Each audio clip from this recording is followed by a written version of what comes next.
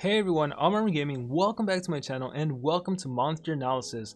Up for analysis today is Polaris Sea. These huge starfishes live all together in a dark cave in the ocean. They are in serious danger of extinction because everyone wants to use their regeneration powers for themselves. Even Dr. Victor has his own Polaris Sea in the lab to perform experiments on it. And so Polaris Sea is one of the newest monsters from the Monstershore island, and in my opinion this one probably has the least frightening design, or definitely the least ugliest design, so out of all of these this is probably my favorite in terms of the design. And by the way, as of the time I'm recording this video, there's a total of 26 water legendary monsters, so I'm going to be comparing Polaris Sea to the rest of those monsters. And so starting things off with a power of 3,399, this puts Polaris Sea in 12th place.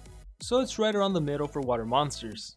And as far as life of 29,858, this actually puts him in 5th place, so it's a really high tanky life for water monsters. And lastly, Polaris Sea has a speed of 3,421, which puts him tied for 12th place with a bunch of other water monsters, such as Hydrock the Forgotten, Mystery, Vampirium, Frostbite, General Thetis, Thetis' Pet, so lots of water monsters with that speed. And as for the trait, like many water monsters, it is immune to freeze, which makes this monster extremely viable against its own elements. And so in a snapshot, he has rather average power and speed. His life is extremely tanky though, and given the fact that based on the description this monster has regeneration abilities, you know he's going to have some healing skills, some regeneration skills, so he's going to be quite the tanky water attacker, or potentially a tanky deny monster. We'll find out in a bit. And so starting things off with the ultimate skill, Star Wheel, this skill deals heavy water damage, heals by 100%, this skill targets multiple enemies dealing 50 damage, 50 water-based damage, and once again he heals by 100%. So I'm not really the biggest fan of this ultimate attack. It deals 50 damage, which is kinda weak. It's water-based, which is even weaker against its own element. The upside is it does heal by 100%, so he goes back to full life, which again goes with the whole fact that this monster has regeneration abilities. And so I definitely love the fact that this monster heals, but I just don't like the damage output, and I don't like that's really all it does. I wish this could have done more. I wish it could have maybe frozen, maybe done a different effect like possession. That could have been really amazing, but right now I'm not really seeing this skill being that amazing, especially for an ultimate skill. And so like usual, we're gonna skip skills group 1 and go straight into skills group 2, starting things off with Regrow Limbs. Deals moderate water damage, heals by 25%, removes all negative status effects from itself, requires cooldown. So this skill deals 45 special base damage to a single enemy, it costs 30 stamina, has a 1 turn cooldown, it's a self 25% heal, and he also removes any debuffs, which is really good if he has some sort of DLT on him like burning, bleeding, or poison, or even for other types of effects like blinding, daze, and so forth. And as far as whether this skill is worth using, it really depends on you. Given the fact that this water monster does have an above average life, it may be worth using this skill to heal him whenever he needs a healing and to maybe utilize a life rune, maybe a team life rune. So at the end of the day, whether or not you want to run this skill, it's going to be ultimately up to you. Next up is Deep Cold. Deals moderate water damage, may freeze target, requires cooldown. This skill deals 40 water-based damage to a single enemy, it costs 28 stamina, has a 2 turn cooldown, and it's just a basic freezing skill. It's not an AoE freezing, just a single target, which sometimes having a single target is nice because it does have that extra 5% accuracy to actually land. And this is yet another skill that you may want to consider running. The thing I don't like about this skill is that it does have a 2 turn cooldown. However, I'm just going to let you guys know this monster does have an AoE freeze skill, so you never know when it's good to AoE freeze and then on next turn single freeze, so this skill could definitely come in handy. And next up is Pressure Clean. Deals heavy water damage, removes all positive status effects from target, requires cooldown. This skill deals 50 damage, water-based damage to a single enemy, costs 28 stamina, has a 1 turn cooldown, and it removes all positive effects. This skill is in my opinion really good. Well, maybe not really good, but just good. I love skills that remove good effects, especially with all the new types of monsters coming out that have lots of team buffs. So if an enemy monster ever has increased accuracy, double damage, a shield, some sort of positive effect, you can completely get rid of it with Pressure Clean. However, you can only target one monster, not the whole team. Nonetheless, still a pretty good skill that you may want to consider running. And so for skills group 2, I'd say Deep Cold is probably what most people are going to run, and as for Pressure Clean and Regrow Limbs, it's really going to come down to preference, and that's even if you want to run 2 skills from skills group 2. So let's talk about skills group 3 and then we can come back to skills group 2. And so the first skill we have is Sharp Star. Deals heavy water damage, may make target bleed, requires cooldown. This skill is a special base skill that deals 60 damage to a single enemy monster, 31 stamina, costs 1 turn cooldown, and it applies bleeding. And bleeding, for those of you new to the game that don't know what it does, it basically reduces the monster's health by 10% for the next 3 turns, and it also reduces the damage output by 20% for the next 3 turns. So not only is the enemy losing HP, they're also going to be dealing less damage against your team, and this skill is really strong. Given this monster's power, I'm not sure if he can one hit as easily as other monsters. Keep in mind in the water category his power is tied for 12th place. You'd probably need some really high level strength runes, but nonetheless this is still a really powerful attack.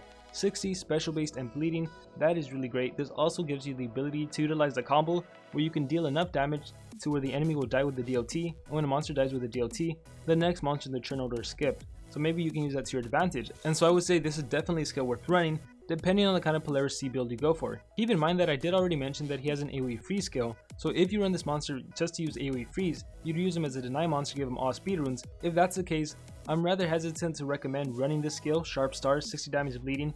Yeah, even with all speed runes, it would still deal a nice amount of damage and apply bleeding, but seriously, if you're going to go all speed runes, you may not want to go for Sharp Star, and you may want to prioritize something else from Skills Group 2. And anyway, speaking about the AoE freeze skill, Deep Freeze deals moderate water damage, may freeze target, requires cooldown. This skill is an AoE that deals 35 water-based damage to all of the enemy monsters, costs 37 stamina, 3 cooldown, and once again, it's an AoE free skill. This is a must-have skill depending on whether you go a strength build, a supportive Polaris C build, or a deny build. This is just one of those must-have skills. If you run Polaris C with 3 speedruns, you want to make sure you go first, use Deep Freeze, and immobilize all of the enemy monsters.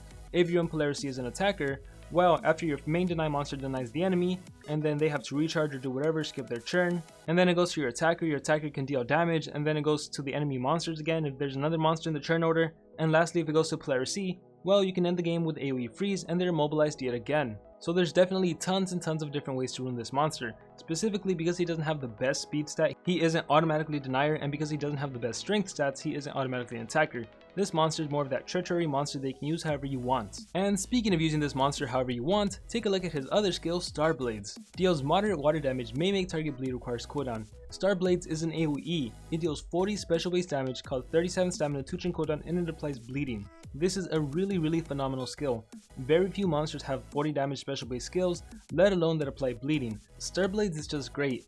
If you run Polaris C with all speedruns, most games you probably want to start up with Deep Freeze, immobilize every enemy that you can, and on the second turn you want to use Star Blades to deal 40 damage, apply bleeding, and that way their damage output is reduced and they're losing more HP. And then your other 2 monsters can take care of the rest. And if you run Polaris C as an attacker, can you just imagine the damage output that Star Blades is going to do? It's going to deal insane damage. And once again, keep in mind you're also running Deep Freeze. So even if Polaris C is your attacker, once again your deny monster goes first, deny monster denies, the enemy monsters have to recharge, attack each other, skip their turn, whatever. It goes back to your attacker, you use Deep Freeze, they're immobilized again, your deny monster can do something else, goes back to them, they're immobilized, goes back to you, then you use Star Blades. That's a lot of damage output you're dealing.